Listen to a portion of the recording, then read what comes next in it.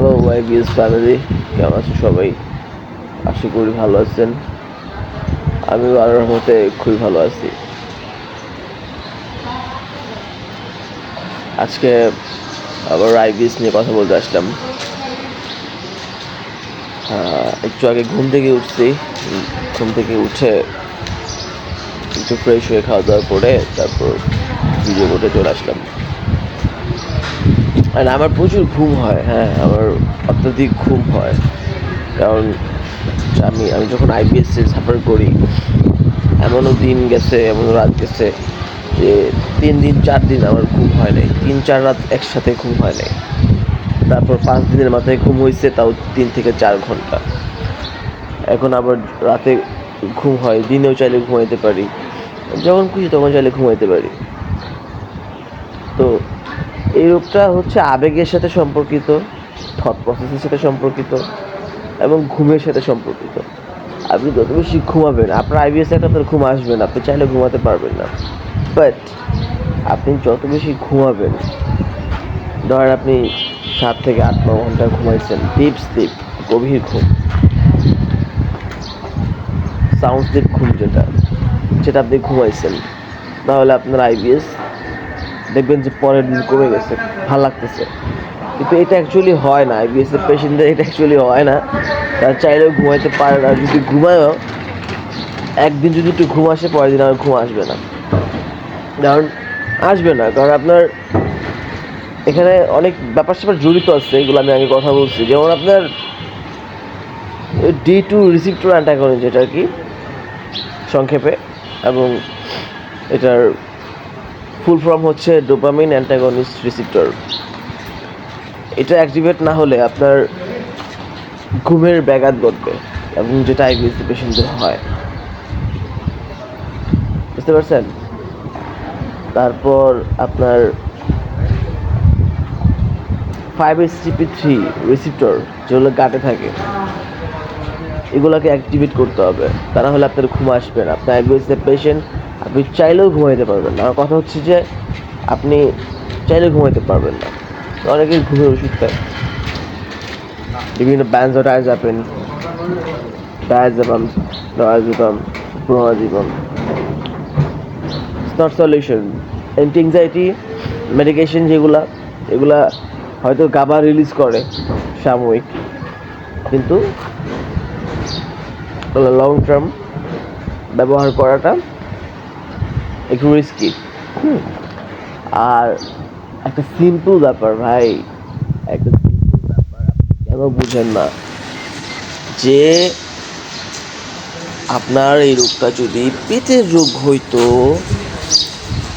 Simply বুঝেন আপনি, আপনার যদি এটা পেটের রোগ হইতো, আপনি কেন একটা পেটের রোগ কি 10 দিন সর্বোচ্চ? আপনার যদি লুজ মোশন হয়, অ্যামিবিক ডিসেন্ট্রি হয় বা বায়োলেট ডিসেন্ট্রি হয়, আপনি একটা ম্যাট্রোনিডাজল খাবেন, একটা সিপ্রোফ্লক্সাসিন খাবেন, অথবা একটা লোপেরামাইড খাবেন, আপনার 3 দিনের মধ্যে, ইমিডিয়েট খেলে 2 দিনের মধ্যে আপনার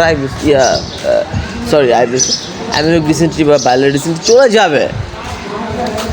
বাট আপনাকে বুঝতে হবে যে এটা আইবিএস, ইরিটেবল বাউল সিনড্রোম, এটা পেটের রোগ না। যদি পেটের রোগ হইতো, তাহলে আপনি যে 1 বছর, 2 বছর, 4 বছর, 5 বছর,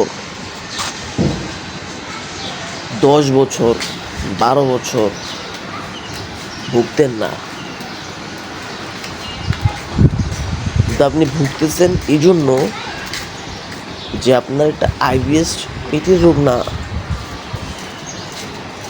আমার থেকে বেশি পণ্ডিতি করতে যায় না, বা আমার থেকে বেশি বুঝতে যায় না, বা আমার থেকে বেশি নলেজ আপনার গ্যাদার করেন না আপনি। যদি আপনি আমার থেকে বেশি নলেজ গ্যাদার করতেন, তাহলে আপনি আইবিএসের পেশেন্ট থাকতেন না, আমার ভিডিও দেখার কোনো প্রয়োজন ছিল না আপনার আইবিএস হয়েছে, আপনাকে সারেন্ডার করতে হবে যে না, আমি একটা রোগে ভুগতেছি। সে জানে, সে ভুগে বের হয়েছে, ডক্টর আপনি দেখান না, সমস্যা কী? As you wish. আপনার লাইফ, আপনি ডক্টর দেখাবেন, ডক্টর দেখে প্যাথোলজিক্যাল টেস্ট করবেন, আপনার 1 লাখ টাকা খরচ করবেন, 2 লাখ টাকা খরচ করবেন, চেন্নাই যাবেন, ভেলোর যাবেন, যান না। আমি তো গেছি, আমি ওই তো পাকনামি করছি, গেছি গিয়ে যা কোনো কাজ হয় নাই।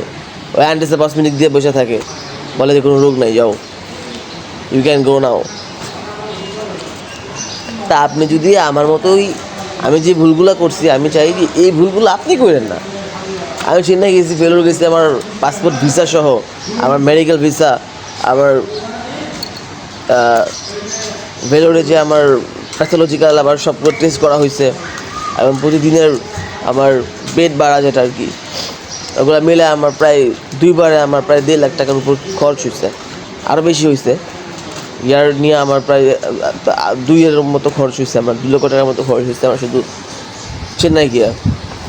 হায়দ্রাবাদ গেছিলাম যেটা এজিতে, ওখানে একবারে চেন্নাই। সো অনেকে জানে এটা। তো আমি এই ভুলটা করছি, আমি 2 লক্ষ টাকা খোয়াইছি, খোয়ে আমার 2 টাকাটা কাজ হয় নাই। আপনি যেন এই ভুলটা না করেন, এই জন্য আপনাকে আমি মোটিভ করি, এক কথায় জ্ঞান দিই। যদি মনে করেন যে জ্ঞান দিই, আমি জ্ঞানই দিই, কিন্তু আমি চাই যে ভাই আপনি ভালো হন। আমি চাই যে বাংলাদেশে অ্যাটলিস্ট, আমরা যেহেতু বাংলা ভাষাভাষীর লোক, যেহেতু আমি বাংলায় কথা বলতেছি, অ্যাটলিস্ট বাংলাদেশের পার্সনগুলা যারা আইবিএস সাফারার, তার জন্য আইবিএস না ভোগে ভালো হয়ে যায়। রোগটার কোর আমি জানি। প্রত্যেকটা পেশেন্ট, প্রত্যেকটা আইবিএসের পেশেন্ট, আমি বারবার একটা কথা বলি, প্রত্যেকটা আইবিএসের পেশেন্ট ইন্ডিভিজুয়াল, প্রত্যেকটা আইবিএসের পেশেন্ট পার্টিকুলার। এক একজনের মেডিসিন বা এক একজনের কম্বিনেশন আলাদা, ফ্লুয়েন্ট, কারো সেম না। এমন না যে আপনাকে আমি 1 পাতা ওষুধের নাম বললাম বা 2 পাতা ওষুধের নাম বললাম, যে বললাম ভাই আপনি এটা সকালে খান, রাতে খান, ভালো হয়ে যাবেন, না, সম্ভব না। এনার্জি সার্কেল বুঝতে হবে, রিসিপ্টর খুঁজতে হবে, কার কোন রিসিপ্টরের প্রবলেম, ওই রিসিপ্টরের উপর ইনফ্লুয়েন্স করে ওষুধ দিতে হবে, তাহলে পর আইবিএস ভালো হবে। সিম্পল যে ব্যাপারটা আপনাকে আমি বুঝাইলাম, সেটা হচ্ছে যদি এটা আপনার স্টোমাক রিলেটেড প্রবলেম হইতো, তাহলে আপনি এতদিন ভুগতেন না। এটা আপনার ব্রেনের প্রবলেম, নিউরোট্রান্সমিটারের প্রবলেম, এবং গাট যেহেতু সেকেন্ড ব্রেন, গাট থেকে 95% সেরোটোনিন রিঅ্যাপটেক হয়।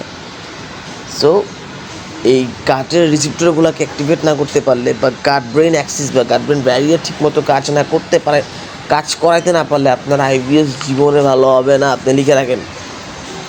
আর যদি আপনার আইবিএস ভালো হইতে বা ভালো হয়, যদি আপনার এই গাটের রিসিপ্টরগুলা বা গাট ব্রেন ব্যারিয়ার যেটা, বা আপনার এই ব্রেন গাট অ্যাক্সিস যেটা, এটাকে আপনাকে কাম ডাউন করতে হবে, আপনার বডিকে প্যারাসিম্প্যাথেটিক আনতে হবে, আপনার বডিতে কর্টিসল সিক্রেশন কমাইতে হবে, হ্যাঁ, এবং ডোপামিন অ্যান্টাগনিস্ট রিসেপ্টরকে অ্যাক্টিভেট করতে হবে।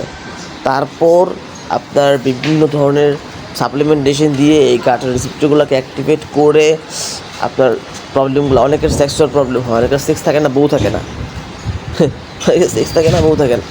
আমি বলি যে হ্যাঁ, কেন থাকবে, আপনার ভাইটামিন ডি ডেফিসিয়েন্সি হয়ে যায় এই রোগ হইলে। তারপর আপনার গ্লুটামিন ডেফিসিয়েন্সি হয় এই রোগ হইলে। টেস্টোস্টেরন তো হয়ই, বলছি, এটা তো কতবার বলছি, টেস্টোস্টেরন লেভেল ঠিক থাকে না, অ্যাস্ট্রোজেন হরমোন কমে যায়, বডিতে কর্টিসল সিক্রেশন বেড়ে যায়, এবং মানুষের মেমোরি শর্ট হয়ে যায়, মেমোরি লস হয়, মানে মেমোরি টেম্পার কমে যায়। সেগুলো বুঝতে হবে, ঠিক আছে? সো এগুলো বুঝে শুনে করতে পারলে আইবিএস ভালো। আপনি আমার সাথে কন্ট্যাক্ট করবেন না করবেন না, এটা আপনার ব্যক্তিগত ব্যাপার, আমি আপনাকে জোর করবো না। আপনি কন্ট্যাক্ট করবেন, আপনি ভালো হবেন, আপনি কন্ট্যাক্ট করবেন না, আপনি ভালো হবেন না, সিম্পল। কারণ আমি আইবিএস পেশেন্ট, আমি বুঝি এটা, আমি এটাকে ধারণ করি, এটাকে পুষি। আমি আমার থেকে বেশি পাকনামি করতে যায়েন না, আমার থেকে বেশি বুঝতে যায়েন না, বুঝতে গেলেই প্রবলেমে পড়বেন, টাকা খরচ হবে, টাকা নষ্ট হবে। সো আমি যে গাইডলাইন দিব, আমার গাইডলাইন ফলো করতে পারলে আমাকে ফোন করবেন। আমার গাইডলাইনগুলো ফলো করতে পারার মতো মন মানসিকতা, ইন্টেনশন থাকলে আমাকে ফোন করবেন, আই ক্যান হেল্প ইউ। আর না পারলে স্কিপ করেন। That's all for today. ধন্যবাদ সবাইকে।